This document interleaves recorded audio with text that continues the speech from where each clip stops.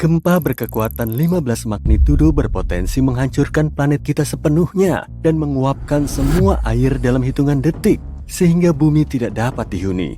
Lebih dari 1,5 juta gempa bumi terjadi setiap tahun, tapi tidak ada yang berkekuatan 15 magnitudo. 90% gempa bumi terjadi di cincin api mengerikan yang terletak di sekitar Samudra Pasifik. Tanah di sana seperti jelo, berguncang hampir secara konstan.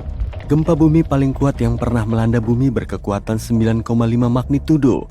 Kekuatan sebesar itu bisa memperpanjang atau memperpendek hari. Tapi mungkin ada gempa bumi di dalam rumahmu sekarang yang disebabkan oleh debu yang mendarat di atas meja. Tapi kekuatannya negatif 15 magnitudo. Gempa bumi terjadi ketika lempeng tektonik bergerak. Lempeng-lempeng tersebut seperti kepingan Lego yang tidak terpasang dengan baik, dan ketika mereka bergerak ke atas, ke bawah, atau menabrak satu sama lain, tanah pun ikut bergerak, memicu gempa bumi. Energi tektonik ini berfungsi seperti baterai. Baterai menyimpan energi untuk waktu yang lama, hingga 500 tahun. Ketika energi yang tersimpan ini dilepaskan secara tiba-tiba, akibatnya sangat mengerikan. Bahkan bangunan terkuat pun tunduk pada kekuatan tanpa henti yang meninggalkan jejak kehancuran di jalurnya. Dalam beberapa kasus, gempa bumi bahkan dapat memicu tsunami yang memperkuat kekacauan. Kekuatan yang begitu besar dapat membelah tanah dan menyebabkan kerusakan parah. Kekuatan gempa bumi diukur dengan skala Richter, tetapi sekarang ini digantikan oleh skala magnitudo moment. Ketika terjadi gempa bumi, kita mendengar tentang seberapa kuat gempa tersebut. Biasanya berkisar antara 1 sampai 10. Untungnya, kita belum pernah mengalami gempa bumi berkekuatan 10 skala Richter. Gempa bumi paling kuat yang pernah terjadi dalam sejarah modern terjadi di Chili pada tahun 60-an. Kekuatannya sekitar 9,5 skala Richter, dan itu mengubah rotasi dan mengacaukan panjang hari sekitar 2 milidetik. Gempa ini juga memicu tsunami besar dan berdampak pada area seluas 401.000 km persegi. Skala Richter sebenarnya tidak memiliki batas, namun apapun di atas 25 tidak perlu diukur karena jika itu terjadi, kita akan berubah menjadi debu dan tidak akan ada yang peduli untuk mengukur bencana ini. Seperti yang dikatakan sebelumnya, gempa bumi terkuat berkekuatan 9,5 magnitudo. Jika kekuatan gempa ini 0,5 magnitudo lebih besar, maka akan tercipta garis patahan sepanjang 3.500 km. Panjangnya hampir 7 kali lipat ukuran Wyoming. Gempa berkekuatan 11 magnitudo akan membuat setengah dunia retak. Tsunami besar akan menghantam daerah pesisir, menghancurkan segalanya, dan bumi akan mengalami krisis lingkungan yang sangat besar. Jika kamu suka mendaki gunung, akan ada gunung-gunung baru untuk dijelajahi yang tercipta akibat gempa bumi yang menakutkan. Bahkan, suhu dapat meningkat karena letusan gunung berapi dan gas rumah kaca yang dihasilkan. Hal ini akan mengubah planet kita menjadi oven yang panas. Tempat yang paling aman adalah jauh dari bangunan, laut, samudra, dan gunung, di mana kemungkinan terjadinya tanah longsor sangat kecil. Negara-negara yang tidak siap menghadapi gempa bumi akan hancur total, dan kota-kota akan berubah menjadi tumpukan puing-puing dan debu. Kenaikan pada skala Richter hanya akan memperburuk keadaan.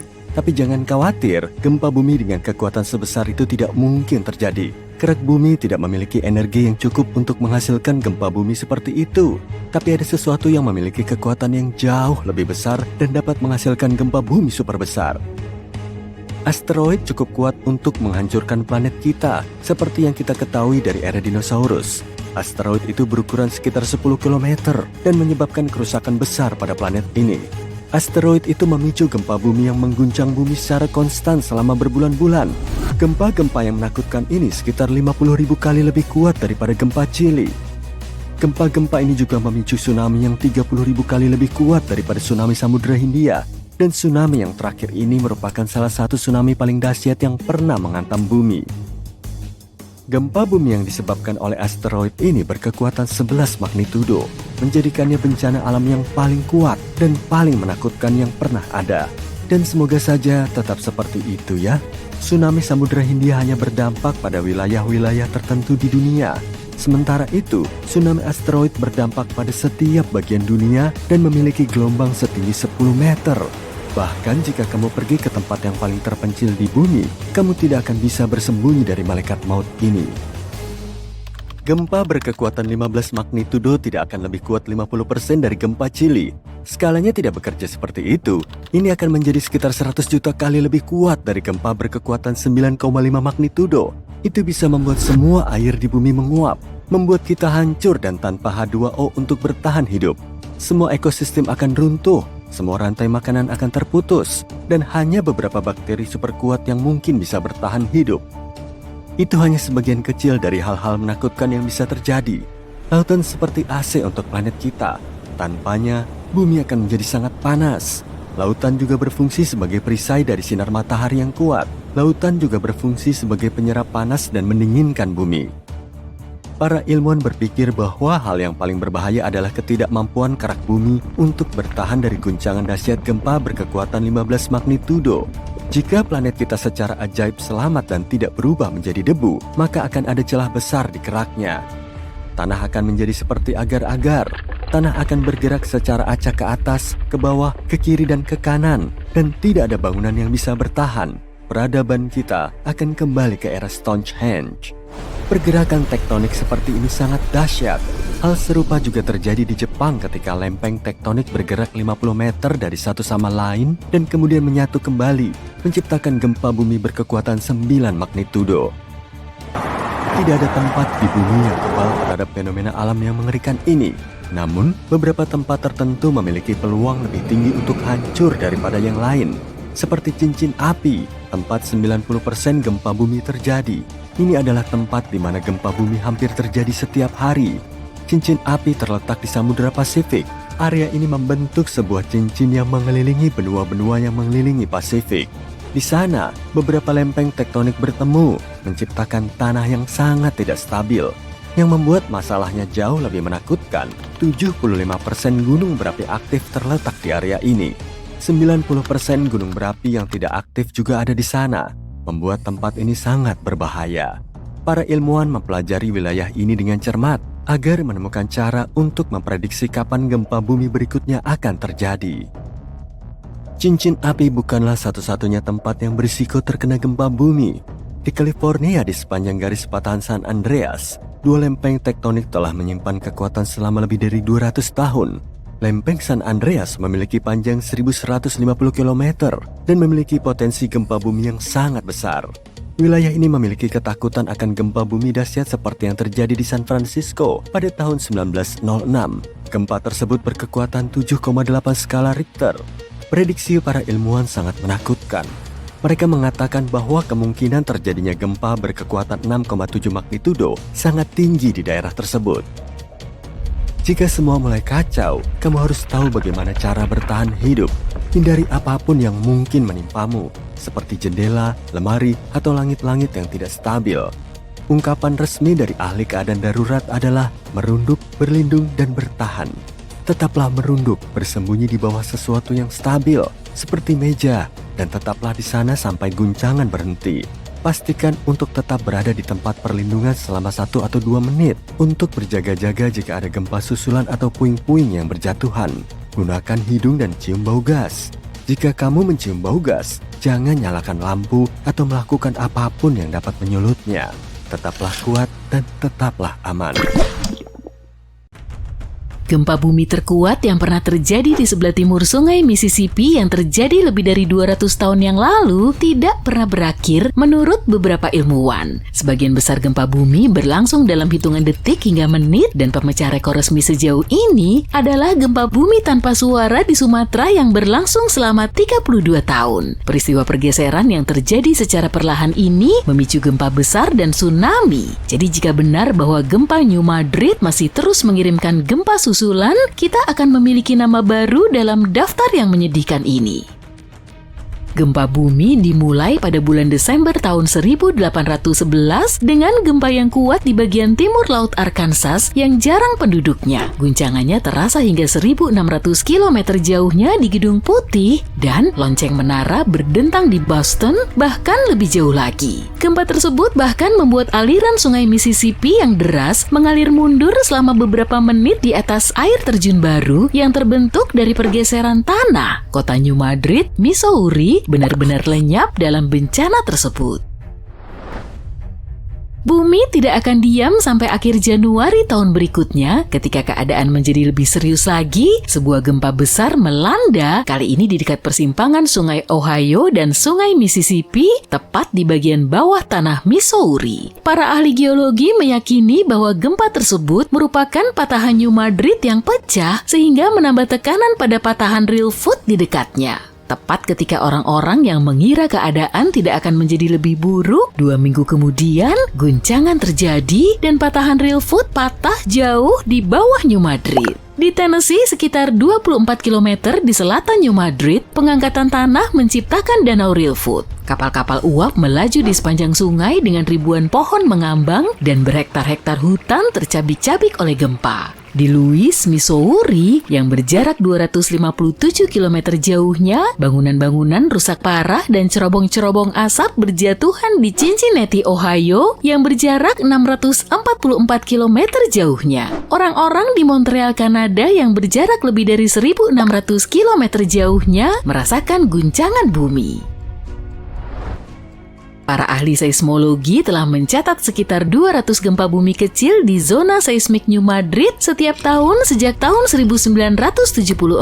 Beberapa peneliti percaya bahwa 30% di antaranya merupakan gempa susulan dari gempa-gempa besar yang terjadi pada tahun 1811 dan 1812 di beberapa bagian Amerika Serikat, di mana tidak banyak aksi tektonik yang terjadi. Gempa-gempa susulan ini dapat terus bergemuruh selama bertahun-tahun, bahkan mungkin berabad-abad setelah gempa besar melanda. Gempa susulan adalah cara bumi melepaskan semua tekanan yang menumpuk dari gempa utama. Ketika tanah berguncang akibat gempa pertama, hal ini memberikan tekanan besar pada bebatuan di dekatnya. Ketika bebatuan itu tidak tahan lagi, mereka akan retak, menyebabkan lebih banyak guncangan lagi. Itulah gempa susulan. Guncangannya bisa sangat kuat, terutama tepat setelah gempa utama, tetapi akan melemah seiring berjalannya waktu.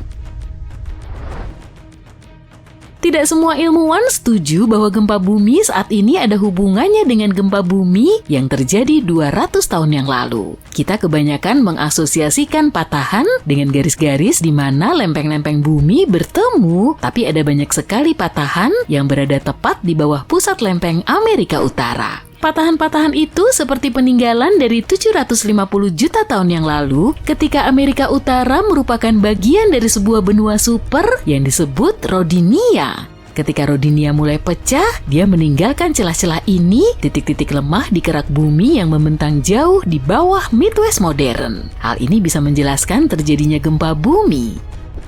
Sebuah tim ahli geologi internasional memutuskan untuk melihat kembali 3 gempa bumi besar yang mengguncang Amerika Utara dan mengakhiri perdebatan. Mereka menggunakan metode matematika baru yang disebut tetangga terdekat. Metode ini menyatakan bahwa jika gempa bumi terlalu dekat dalam hal ruang, waktu, dan magnitudo untuk menjadi peristiwa latar belakang yang independen, maka salah satu gempa bumi diasumsikan telah memicu gempa bumi lainnya. Tergantung bagaimana kamu melihat angkanya, antara 10 hingga 65% dari gempa bumi yang terjadi baru-baru ini di wilayah tersebut bisa jadi merupakan gempa susulan dari gempa bumi bersejarah tersebut. Gempa besar yang melanda Charleston, Carolina Selatan pada akhir abad ke-19 mungkin menjelaskan hingga 72% dari gempa bumi di daerah tersebut sejak saat itu. Tapi tidak semua tempat sama, sehingga perdebatan ilmiah terus berlanjut.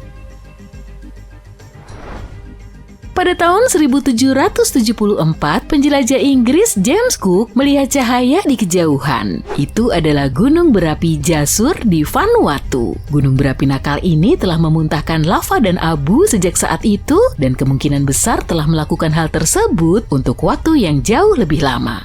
Gunung berapi ini telah berada pada level siaga sejak Oktober 2016, yang berarti keadaan di sekitar sana sangat tidak tenang. Mereka bahkan telah menetapkan radius 610 meter di sekitar kawah untuk menjaga keamanan masyarakat. Telah terjadi letusan-letusan kecil hingga sedang, menyemburkan abu, gas, dan uap, dan beberapa ledakan yang lebih besar yang melontarkan benda-benda di luar kawah. Citra satelit telah menangkap beberapa titik panas dari gumpalan sulfur dioksida yang menunjukkan bahwa Jasur masih memasak badai besar di sana.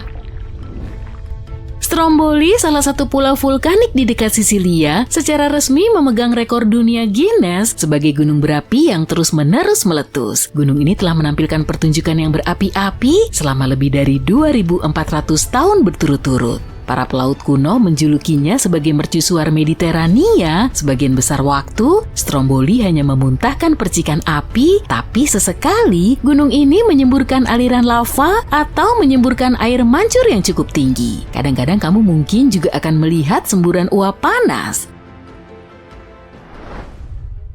Lebih dari 200 juta tahun yang lalu, dunia mengalami perubahan besar dengan tidak hanya satu, tidak hanya dua, tetapi 4 letusan gunung berapi besar yang mengubahnya. Semuanya terjadi di Rangelia, sebongkah besar tanah yang dulunya merupakan gunung berapi supermasif yang membentang di wilayah yang sekarang disebut British Columbia dan Alaska. Aktivitas vulkanik ini mungkin telah membantu dinosaurus tumbuh dari makhluk seukuran kucing menjadi raksasa seperti yang kita lihat di Jurassic Park. Hal ini memulai musim hujan selama 2 juta tahun dalam episode Carnian Pluvial, dan hal ini membuat seluruh dunia menjadi panas dan lembab dan dinosaurus menyukainya. Para peneliti menggali jauh ke dalam lapisan sedimen di bawah danau kuno di Tiongkok. Untuk mengungkap rahasia ini, mereka menemukan jejak abu vulkanik dan merkuri, tanda-tanda yang jelas dari letusan dahsyat tersebut. Ada jejak karbon yang menunjukkan lonjakan besar dalam tingkat karbon dioksida, membuat atmosfer menjadi panas dan hujan turun. Itu semua terjadi dalam 4 denyut terpisah, masing-masing dipicu oleh ledakan gunung berapi yang dahsyat. Ada sebuah tempat di sebuah taman nasional yang tidak terlalu jauh dari Sydney, Australia, di mana api telah berkobar di bawah tanah selama setidaknya 6.000 tahun. Mereka menyebutnya Burning Mountain, dan ini adalah kebakaran lapisan batu bara yang membakar lapisan batu bara di bawah permukaan bumi. Begitu kebakaran bawah tanah ini dimulai, hampir tidak mungkin untuk dipadamkan. Bola api ini memiliki lebar hingga 9 meter dan sangat panas, tetapi tidak ada nyala api, hanya membara.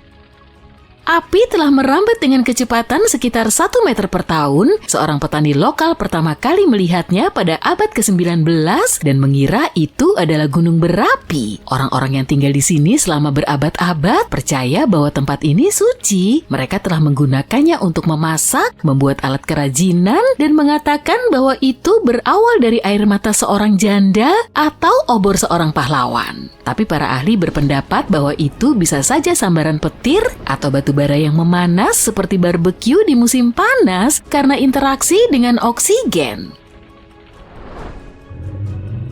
Ada yang mengatakan bahwa gunung ini mungkin telah terbakar sejak sebelum dinosaurus berkeliaran di bumi. Tidak ada yang tahu persis berapa lama gunung ini akan terbakar atau ke arah mana gunung ini akan bergerak. Saat ini, batu bara memiliki cukup oksigen untuk terbakar selama berabad-abad atau bahkan ribuan tahun tanpa campur tangan manusia. Api memanaskan gunung ini seperti oven raksasa, membuatnya retak dan hancur, mengundang lebih banyak oksigen untuk dimakan. Bahkan jika manusia memutuskan untuk mengambil tindakan, kebakaran lapisan batu bara ini membutuhkan banyak sekali air serta nitrogen cair untuk menjinakkannya. Beberapa tahun yang lalu, para penjelajah menyadari bahwa bara api merambat mendekati tebing yang menghadap ke sungai kecil. Tergantung pada apa yang diputuskan oleh lapisan batu bara tersebut selanjutnya, kita dapat melihat beberapa perubahan dramatis di sini dalam beberapa dekade mendatang. Bisa jadi akan ada api yang jauh lebih panas, atau lapisan batu bara itu akan semakin dalam, padam, dan membara. Malam ini, teman-temanmu mampir ke rumah untuk makan malam bersama. Kamu menaruh gelasmu di atas meja, lalu membantu salah satu temanmu menyiapkan makanan penutup. Saat kembali ke meja makan, kamu melihat air di dalam gelasmu mulai terciprat kemana-mana dan es batunya berguncang seperti kapal yang terombang-ambing oleh ombak ganas. Kemudian, kamu pun merasakannya. Lampu gantung di langit-langit mulai berayun ke sana kemari. Sesaat kemudian, terdengar teriakan, "Gempa!" Rumah dan seisinya terus berguncang. Kamu mencoba lari untuk mencari perlindungan, tapi kakimu nggak bisa bergerak dan tubuhmu kesulitan untuk menjaga keseimbangan. Lemari berguncang keras, gelas dan piring berterbangan keluar, lalu pecah berserakan di lantai. Rak bukumu roboh dan benda-benda yang menempel di dinding mulai berjatuhan. Kamu merunduk di bawah meja makan, mencoba menghindar dari pecahan piring. Iya, betul. Kamu memang pernah merasakan gempa sebelum kejadian ini, tapi nggak sekuat ini. Saat kamu mengecek ponselmu, nggak ada sinyal. Jelas saja, otakmu masih mencerna kejadian ini secara samar-samar. Suara jeritan itu terus mengeras, kemudian seisi rumah seketika runtuh. Gempa terbesar yang pernah tercatat terjadi di Chili pada tahun 1960. Bencana ini terjadi di sore hari saat semua penduduk sedang menikmati waktu santainya. Kekuatan gempa yang bisa menimbulkan kerusakan serius dan menyebabkan kehancuran harus mencapai setidaknya 7 skala Richter. Sedangkan gempa di Chili mencapai 9,5 skala Richter. Wilayah ini berada di kawasan cincin api, yaitu area vulkanik dan seismik paling aktif di dunia di sepanjang lingkar Pasifik. Guncangan pertamanya berlangsung sekitar 10 menit dan 2 hari kemudian banyak gempa susulan yang masih cukup kuat sehingga memicu gunung meletus di bagian selatan Chili. Belum cukup sampai di situ, gempa tersebut melepaskan serangkaian gelombang pasang di seluruh Samudra Pasifik. Bahkan di beberapa tempat mencapai ketinggian lebih dari 25 meter. Gelombang dan gempa bumi itu sangat kuat dan dampaknya bisa dirasakan sampai Hawaii, Jepang, dan Filipina. Kerugian materi akibat bencana ini diperkirakan mencapai 7 miliar rupiah pada tahun 1960. Banyak orang kehilangan tempat tinggal, infrastruktur juga banyak yang luluh lantak. Sejauh mata memandang, cuma terlihat bangunan roboh dan reruntuhan di sana-sini. Para ilmuwan memperkirakan gempa bumi ini sangat kuat hingga menggeser poros bumi dan membuat waktu kita 1,26 mikrodetik lebih singkat. Waktu yang gak seberapa lama ya, tapi coba bayangin deh, satu bencana alam pun bisa loh membuat waktu di bumi bergeser. Kota-kota di pesisir rata dengan tanah. Banjir juga semakin meluas, perekonomian sudah pasti terpuruk. Menurut penelitian, kalau gempa bumi ini terjadi saat ini, kerugian material yang ditimbulkan bisa mencapai lebih dari 280 triliun rupiah. Lalu, apa yang akan terjadi kalau gempa bumi dengan kekuatan 2 kali lipatnya tiba-tiba menghantam kita? Kemungkinan efeknya akan lebih parah. Gelombang pasang tidak cuma menghantam pantai Jepang dan Filipina, tapi juga akan melewati Tiongkok, Korea, Vietnam, bahkan Australia. Diperkirakan tingginya akan jauh melebihi 25 meter. Bisa jadi 2 kali lipatnya, atau setinggi 8 ekor jerapah yang ditumpuk jadi satu. Penduduk pesisir juga pasti akan melihat gelombang ini, dan kalau air sampai surut ke tengah laut, ikan-ikan di dasar laut bisa terlihat. Kamu harus segera lari, karena kemungkinan besar tsunami sedang mendekat. Semisal gempa yang sangat kuat itu beneran terjadi, dan kamu terjebak di bawah reruntuhan, masih bingung dengan kejadian yang sedang kamu saksikan. Beberapa saat kemudian, kamu berhasil meloloskan diri dari situ. Rupanya, kamu nggak sendirian, karena perumahan di kompleksmu sudah berubah menjadi tumpukan batu dan puing-puing. Jembatan juga runtuh, mengakibatkan banyak orang terjebak di kedua sisinya. Kamu mulai celingukan sambil membersihkan debu dari tubuhmu, lalu segera mencari pertolongan. Truk damkar dan ambulans melintas di antara reruntuhan dan mobil yang hancur.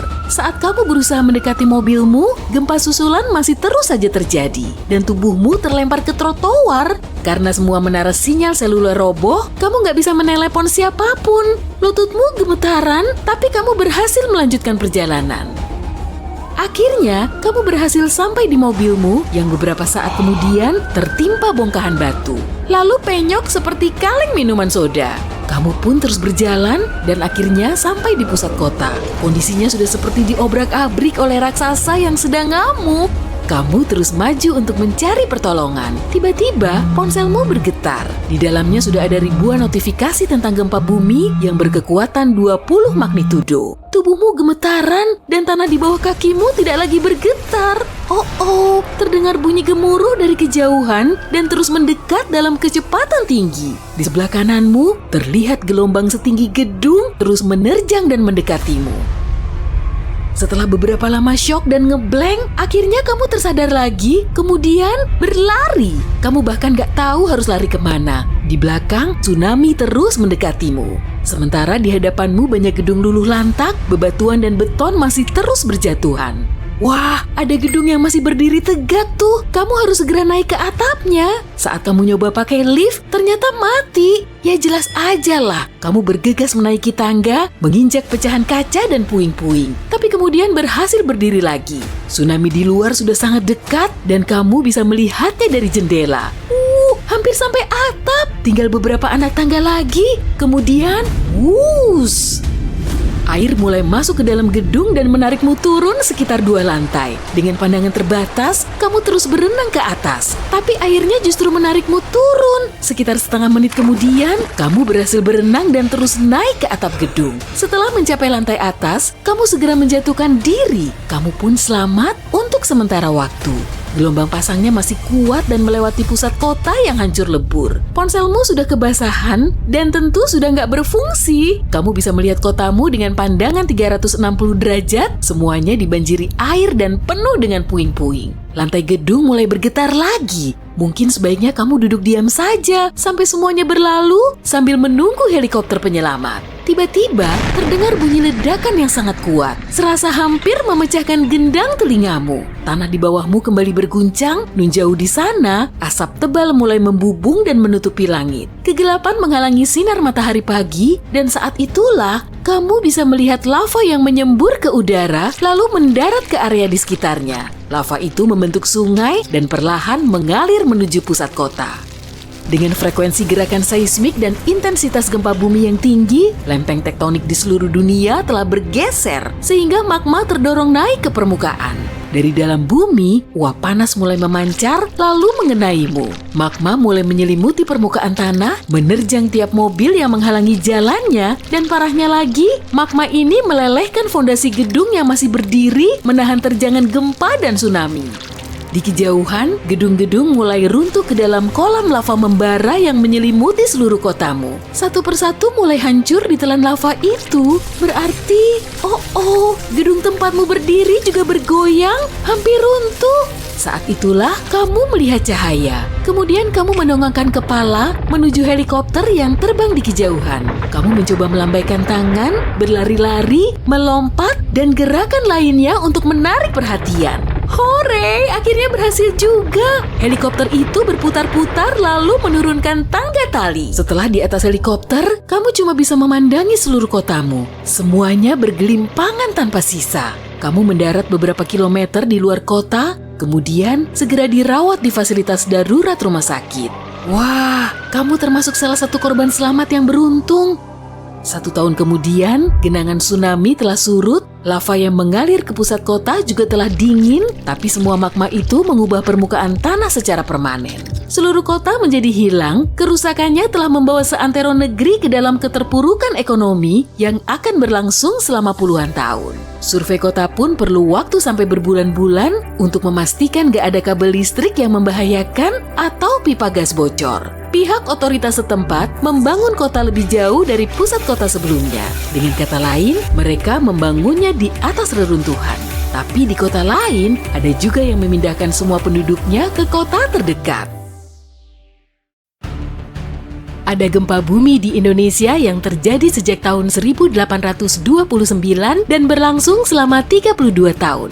Puncak aktivitasnya terjadi pada tahun 1861 dengan kekuatan 8,5 magnitudo. Gempa ini dipicu oleh lempeng tektonik di bawah Pulau Sumatera yang perlahan saling bertabrakan. Penelitian terhadap terumbu karang di perairan Sumatera membuktikan gempa ini telah mengangkat permukaan laut dalam waktu sekian lama karena terpapar oleh udara terbuka, kemudian tanahnya bergerak naik turun. Para ilmuwan menamai gempa senyap yang berlangsung selama puluhan tahun ini sebagai slow slip event. Satu sambaran petir saja bisa memanaskan udara hingga sekitar 30.000 derajat Celcius. Panas membuat udaranya langsung memuai sehingga menimbulkan gelombang kejut atau dentuman yang kita kenal sebagai guntur. Saat ini, sudah ada sekitar 3 triliun pohon di seluruh dunia. Berarti kalau dirata-rata, tiap orang punya sekitar 422 pohon. Tapi dulu, jumlahnya mendekati 6 triliun. Hampir 70% permukaan bumi diselimuti air dan rata-ratanya sedalam 4 km. 97% gunung berapi di bumi terdapat di bawah air. Contohnya, pegunungan besar Mid-Ocean Ridge yang panjangnya lebih dari 64.000 km.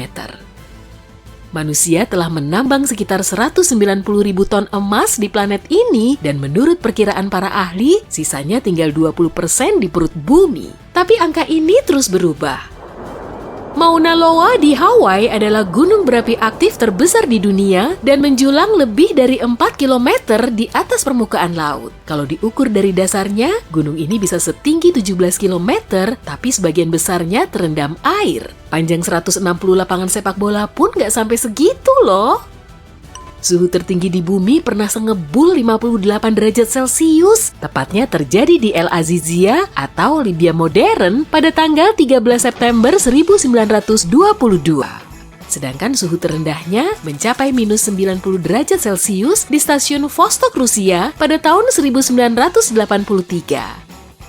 Bumi merupakan planet terbesar kelima di tata surya kita setelah Jupiter, Saturnus, Uranus, dan Neptunus. Untuk mengitari keliling bumi sejauh 40.000 km, kita perlu berjalan selama 8.300 jam. Tapi karena daratannya saling terpisah, perjalanan kayak gini akan sulit direalisasikan. Bumi mengorbit matahari selama 365,25 hari. Nah, karena waktu setahun cuma selama 365 hari, kita perlu nambahin 1 hari fullnya di tahun kabisat, yaitu tiap 4 tahun sekali.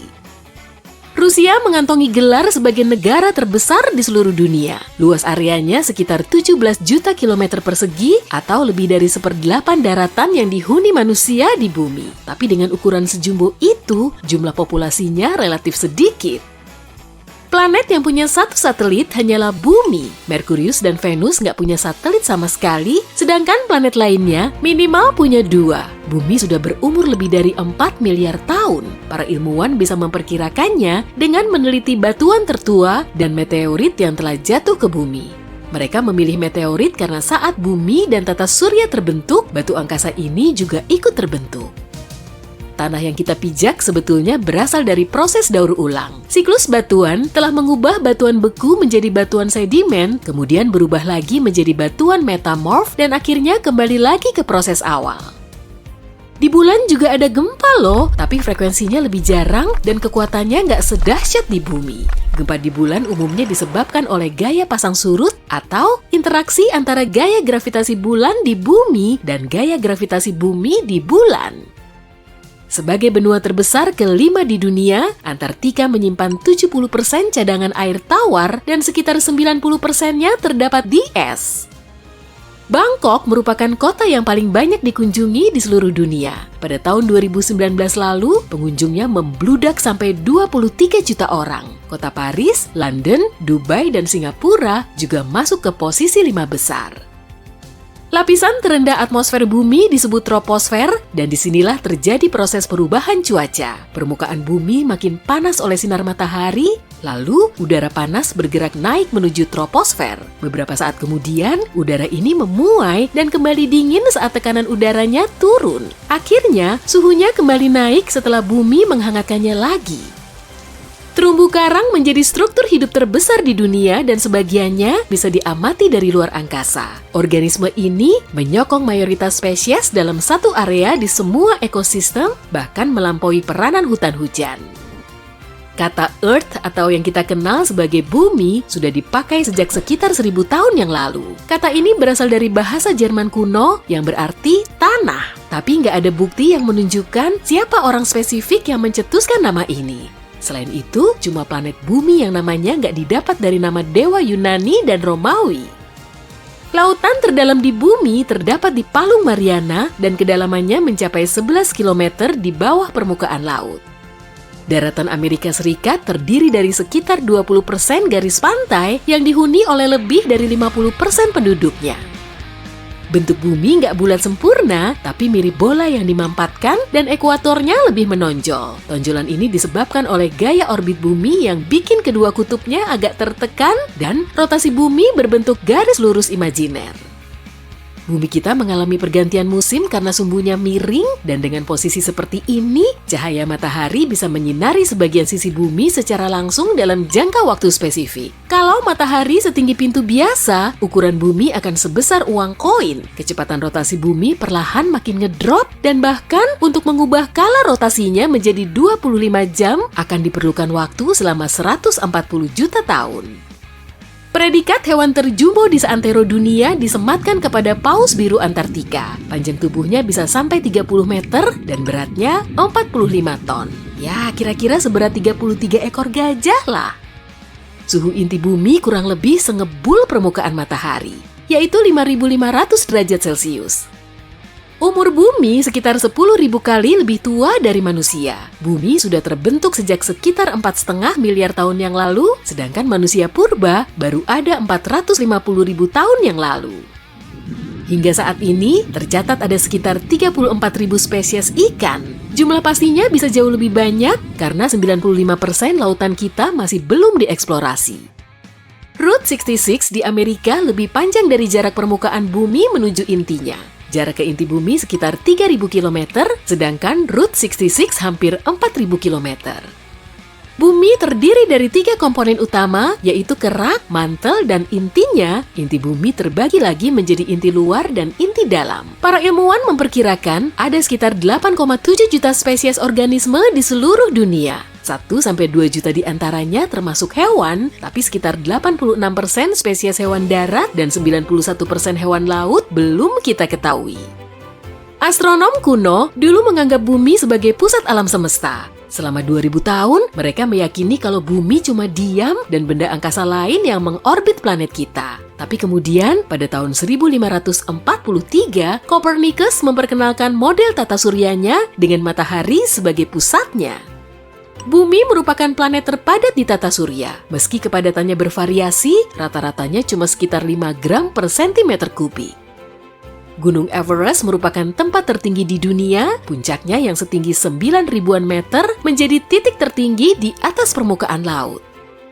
Tiap tahun, sekitar 1 septiliun atau 10⁻24 kristal salju jatuh ke bumi. Salju ini menyelimuti sekitar 31% dari seluruh daratan di bumi. Cuma sekitar 3% air di bumi yang berupa air tawar dan 90% sisanya air asin. Dari 3% itu, sekitar 2%-nya berwujud es dan gletser, maka kurang dari 1% air tawar di planet kita tersimpan di danau, sungai, dan lapisan bawah tanah. Danau terbesar di dunia adalah Laut Kaspia. Luasnya 371.000 km persegi. Kalau yang terdalam, pastinya Danau Baikal di Rusia. Kedalamannya mencapai 1.610 meter. Sekitar 78% atmosfer bumi terdiri dari nitrogen, lalu 21%-nya berupa oksigen, sedikit uap air, karbon dioksida, dan gas lain. Konon, kadar oksigen di planet lain gak ada yang setinggi di bumi. Makanya, bumi menjadi satu-satunya planet yang layak huni. Sejauh ini sih gitu. Selain bulan, ada juga 2 asteroid lain yang ikut mengorbit matahari bersama bumi. Asteroid 3753 Cruithne sering dijuluki sebagai bulan kedua. Asteroid ini memang kelihatan seperti mengikuti orbit bumi, padahal sebetulnya punya lintasannya sendiri. Asteroid 2002 AA29 juga ikut mengorbit matahari di dekat bumi, bahkan posisinya mendekati bumi tiap 95 tahun sekali.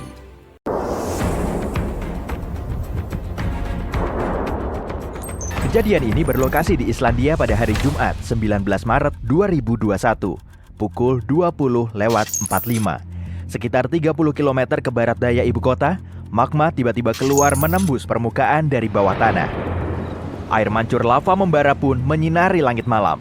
Gunung berapi di lembah ini akhirnya terbangun setelah tidur nyenyak hampir selama 800 tahun.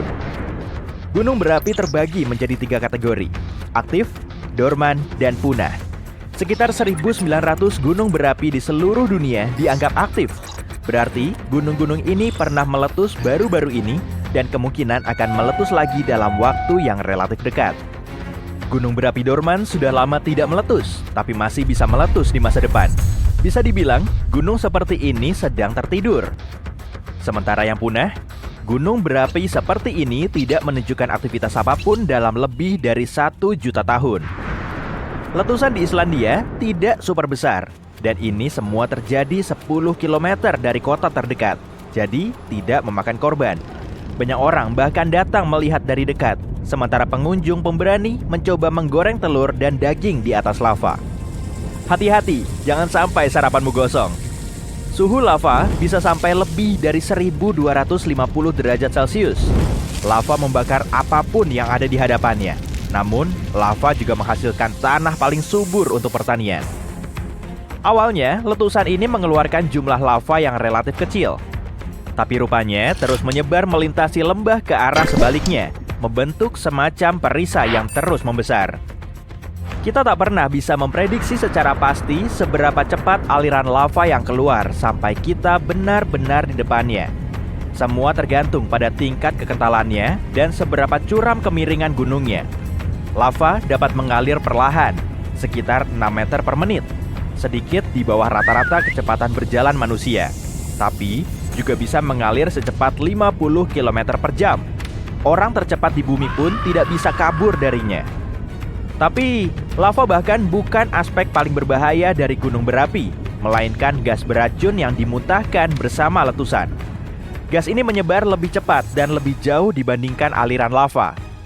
Untungnya, dalam kasus Islandia, angin meniupkan gas ini menjauh dari area perumahan.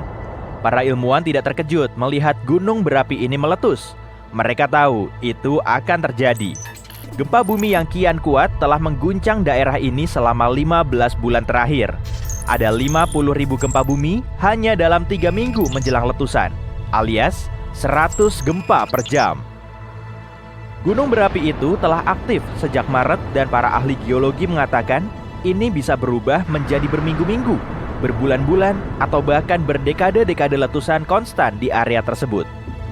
Gunung Shasta termasuk dalam 5 gunung berapi paling berbahaya di Amerika Serikat, sehingga para ahli geologi terus mengawasinya. Erupsi terakhir terjadi pada tahun 1250. Kamu pasti belum lahir saat itu.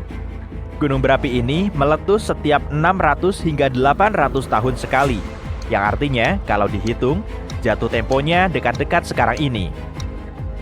Sekitar 1 jam dari Portland, Oregon, terdapat gunung berapi aktif yang terakhir meletus pada abad ke-19. Saat meledak terakhir kali, para ilmuwan berpikir gunung itu akan menghasilkan jumlah abu dan debu yang lebih besar. Keduanya dapat menyebabkan listrik padam dan membuat air di sana tidak aman untuk diminum. Tapi, para ahli terus memperhatikan Gunung Hood agar mereka dapat memberikan peringatan dini, sehingga warga bisa bereaksi tepat waktu. Kilauea adalah salah satu gunung berapi paling aktif di dunia. Gunung ini sudah meletus terus-menerus sejak tahun 1983, menjadikannya salah satu letusan terpanjang yang dikenal di bumi. Ini gunung berapi termuda di Hawaii. Gunung berapi dapat memakan waktu ribuan tahun untuk terbentuk, tapi beberapa gunung dapat muncul seketika dalam semalam. Gunung berapi di Meksiko seketika meletus di dataran terbuka pada tahun 1943 dan mulai tumbuh dari sana. Dalam setahun, tingginya mencapai 450 meter. Saat letusan akhirnya berhenti, 9 tahun kemudian, tinggi gunung ini mencapai lebih dari 2.800 meter. Gunung Fuji adalah simbol populer Jepang. Gunung Fuji terakhir meletus pada 1707 dan itu mengirim semburan batu yang terbawa sampai 100 km jauhnya. Jika letusan serupa terjadi hari ini, Tokyo akan menjadi korbannya. Gunung Fuji terletak tepat di atas cincin api, wilayah berbentuk tapal kuda di Samudra Pasifik yang dipenuhi gunung berapi aktif dan gempa bumi. Jarak dari satu ujung ke ujung satunya hampir mencapai 40.000 km. Cincin ini bisa melingkari khatulistiwa bumi. Pada Januari 2020, gunung berapi Taal di Filipina mulai memuntahkan lava, mengirim kepulan abu 1 km jauhnya ke langit. Letusan ini bahkan memicu fenomena langka, badai kotor, yaitu awan asap di atas gunung berapi yang menghasilkan petirnya sendiri. Peluang tsunami vulkanis juga tinggi. Tsunami ini biasanya disebabkan gerakan tektonik yang terjadi akibat aktivitas vulkanis. Taal telah meletus lebih dari 30 kali dalam 450 tahun terakhir. Gunung berapi di Ekuador ini terakhir meletus pada 2016. Para ilmuwan berpikir, gunung ini menunjukkan sejumlah tanda dini pergerakan magma. Ini adalah gunung stratovulkan aktif. Tipe gunung berapi berbentuk kerucut yang tepinya curam. Gunung ini terbentuk dari lava lengket yang tidak mengalir dengan mudah. Lava itu mengelilingi lubang, mendingin, dan menumpuk sehingga membentuk dinding yang curam ini. Jenis gunung ini lebih cenderung menghasilkan letusan eksplosif, seperti yang kita lihat di film. Ruapehu adalah taman nasional tertua di Selandia Baru. Negeri vulkanis ajaib tempat kamu dapat melihat kawah-kawah beruap, danau yang megah, dan formasi batuan yang unik. Ruapehu terakhir meletus pada 2007 dan telah meletus 10 kali sejak pertengahan abad ke-19. Tapi aspek berbahaya yang keluar dari gunung berapi bukan cuma letusan, aliran lava, dan gas beracun. Ada juga yang namanya lahar, semacam lumpur vulkanis berpuing. Di antara letusan, salju meleleh dan danau terbentuk di kawah gunung berapi. Jika letusan terakhir membawa lumpur, abu, dan batu ke danau ini, isinya pun akan penuh. Saat itu terjadi, cuma bendungan sementara yang mampu menahannya. Indonesia punya jumlah gunung berapi aktif terbanyak di dunia, termasuk salah satunya yang bernama Anak Krakatau, alias The Son of Krakatoa. Orang tuanya yang terkenal terletak tak jauh dari sana. Tsunami besar pada tahun 2018 membangunkan si junior sebagian. Hal ini membuat cemas sebab sang senior pernah mengeluarkan salah satu letusan terkuat yang pernah disaksikan bumi pada tahun 1883. Bunyi letusan Krakatau adalah suara paling keras yang pernah terdengar.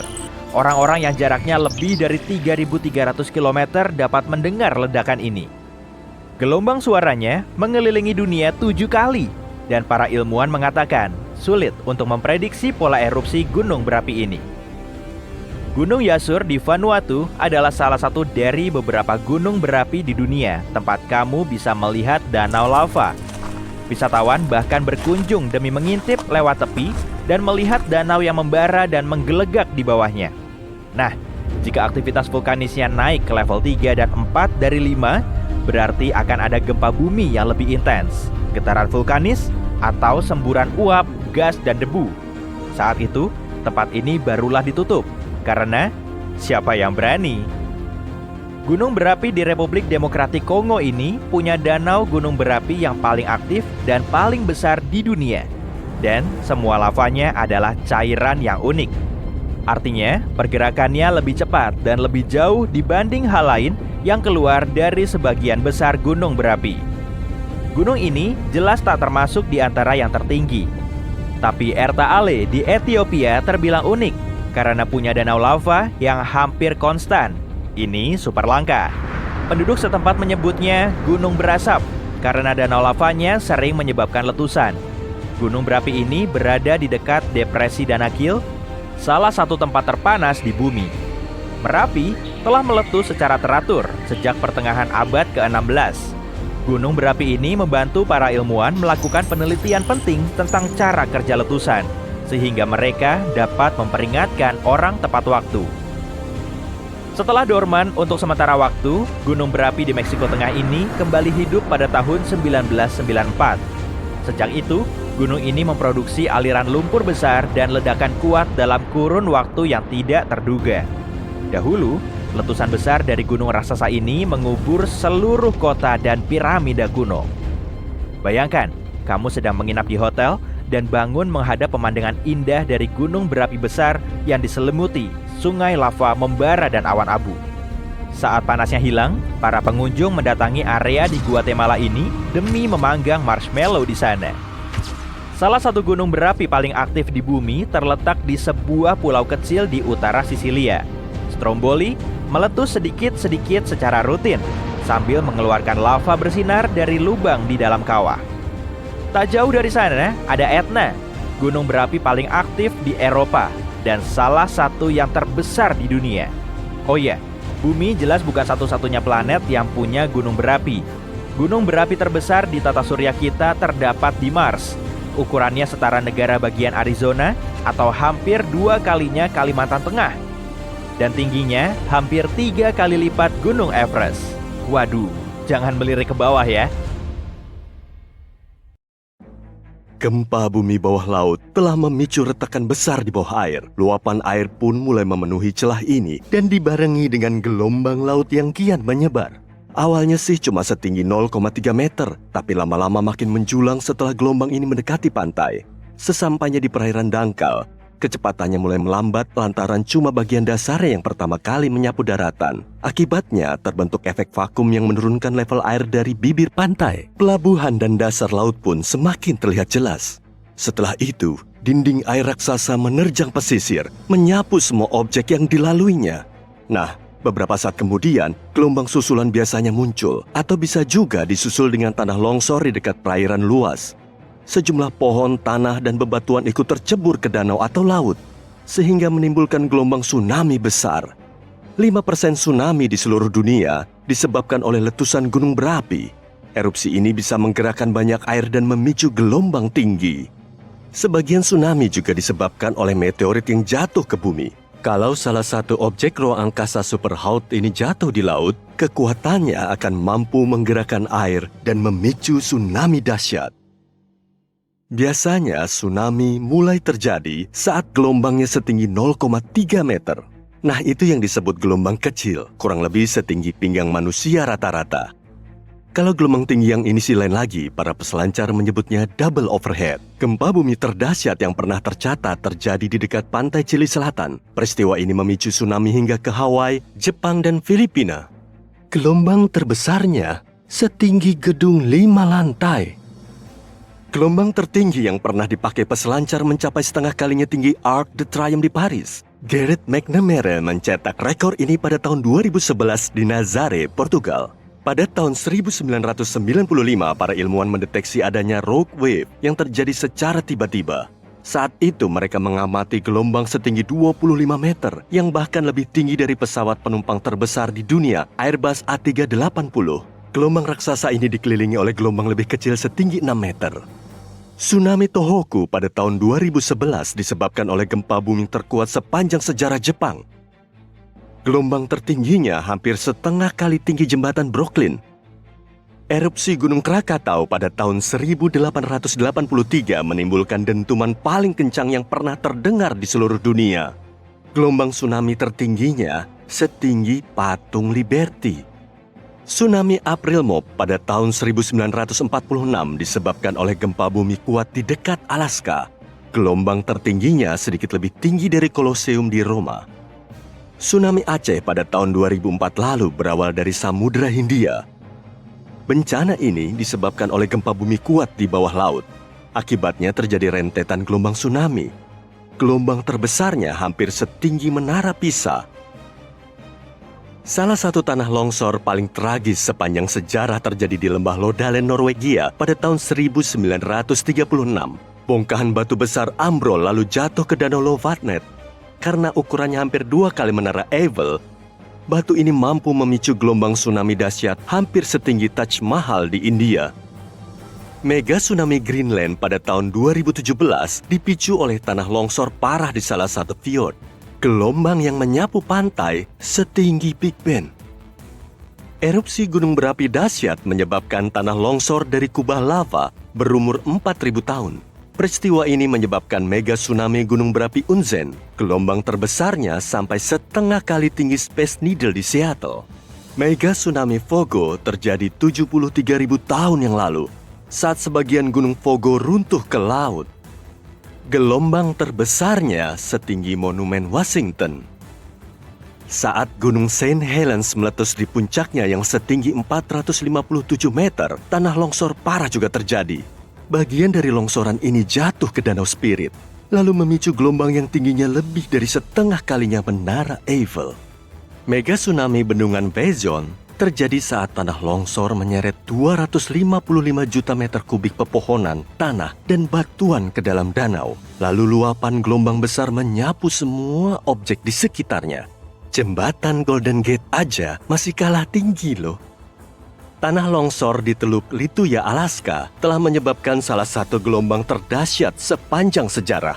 Mega tsunami ini menerjang daratan menyapu pepohonan, tumbuhan, dan tanah kebatuan dasar. Tinggi gelombangnya bahkan melebihi setengah kali tinggi Burj Khalifa, gedung tertinggi di dunia. Sepertiga dari gunung berapi Molokai Timur di Hawaii runtuh dan materialnya jatuh ke Samudra Pasifik. Peristiwa ini memicu gelombang tsunami kurang lebih setinggi gedung tertinggi kedua di dunia, Menara Shanghai.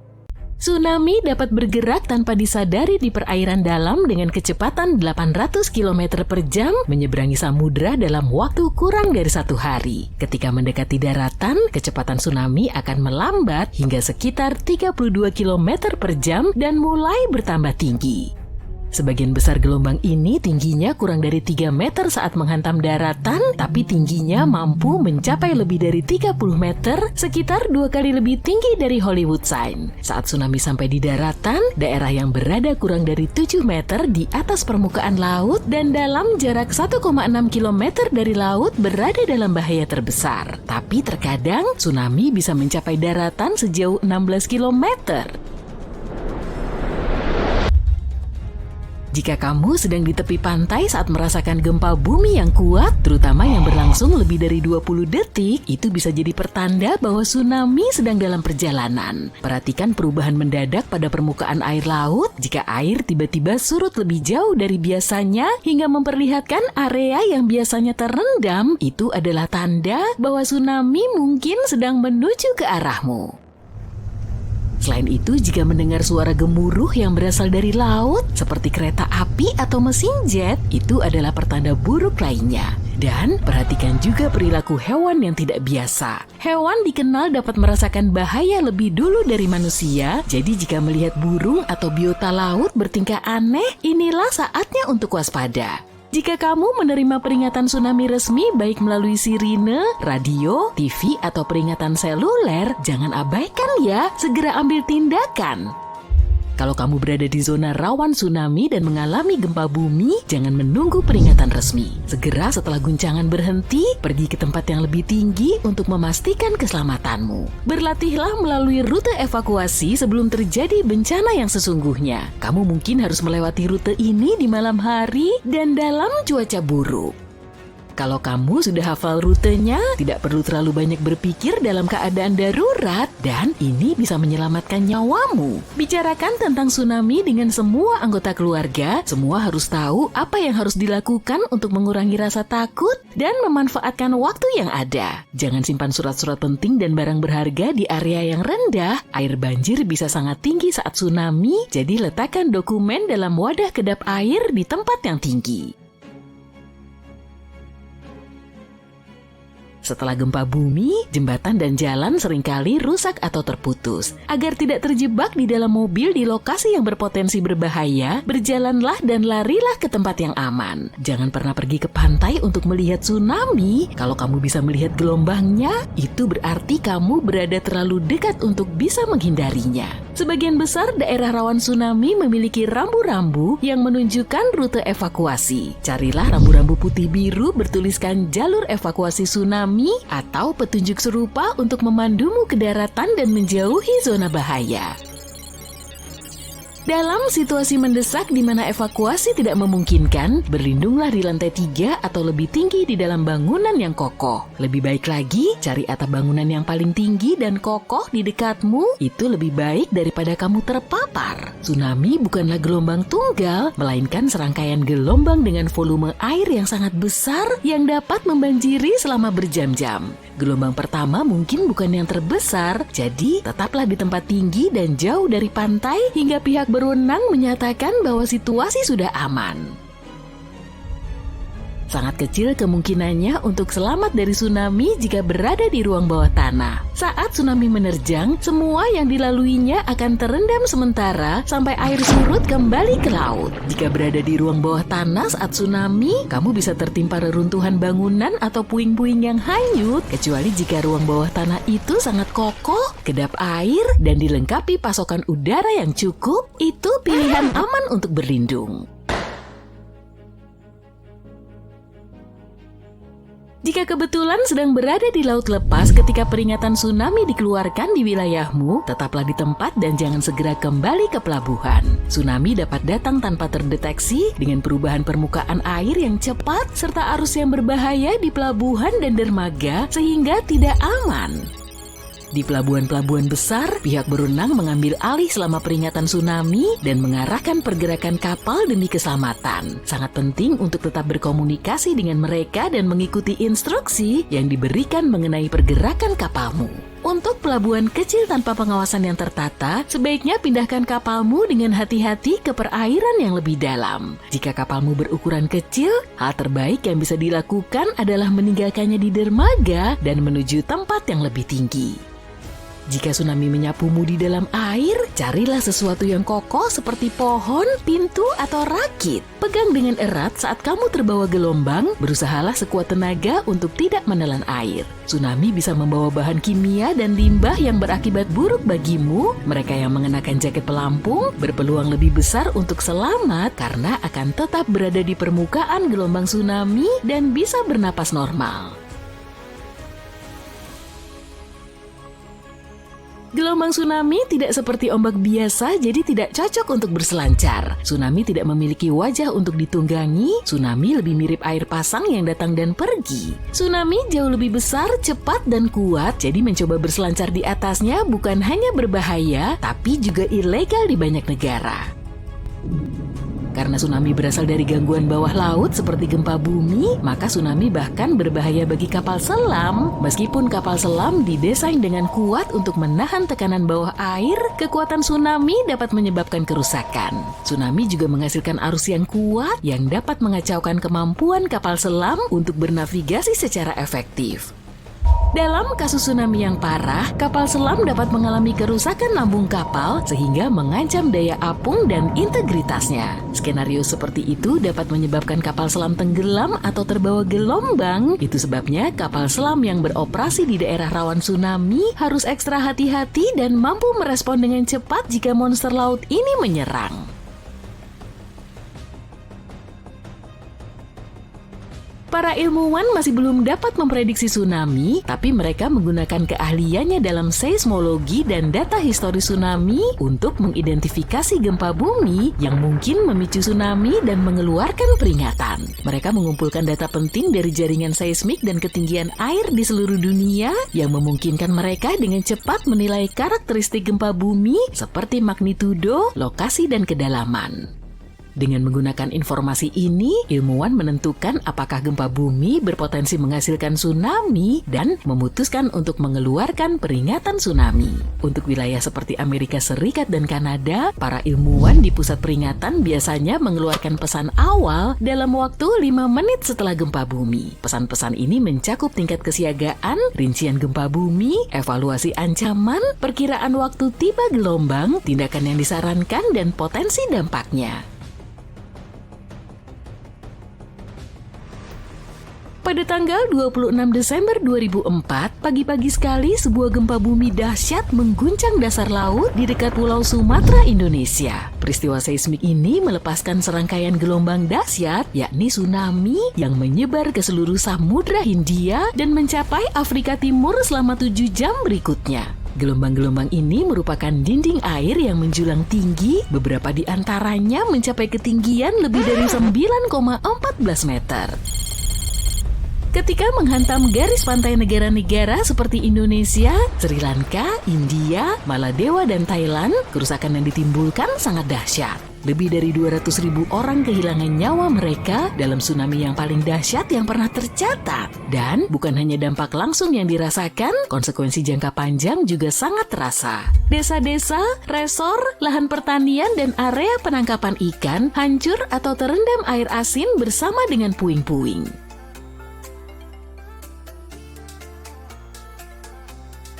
Jepang adalah salah satu negara yang paling rawan gempa bumi di dunia karena terletak di atas 4 lempeng tektonik yang bertemu dan terus berinteraksi satu sama lain. Setelah tsunami dahsyat pada tahun 2011, negara ini memulai proyek kolosal yang dijuluki Tembok Besar Jepang. Dengan biaya sekitar 13 miliar dolar, tembok ini membentang dari utara ke selatan negara tersebut. Tujuan tembok ini adalah melindungi kota-kota pesisir dari tsunami di masa depan dan memberikan waktu bagi penduduknya untuk menyelamatkan diri. Beberapa penduduk setempat khawatir bangunan yang menjulang tinggi ini akan memutuskan hubungan mereka yang sudah mengakar dengan laut. Mereka khawatir akan kehilangan kontak dengan ritme dan isyarat laut yang sangat penting untuk mendeteksi bencana yang akan datang. Tapi bagi banyak kota pesisir, tembok ini merupakan garis hidup, memberi mereka harapan untuk membangun kembali kehidupan yang hancur pasca bencana.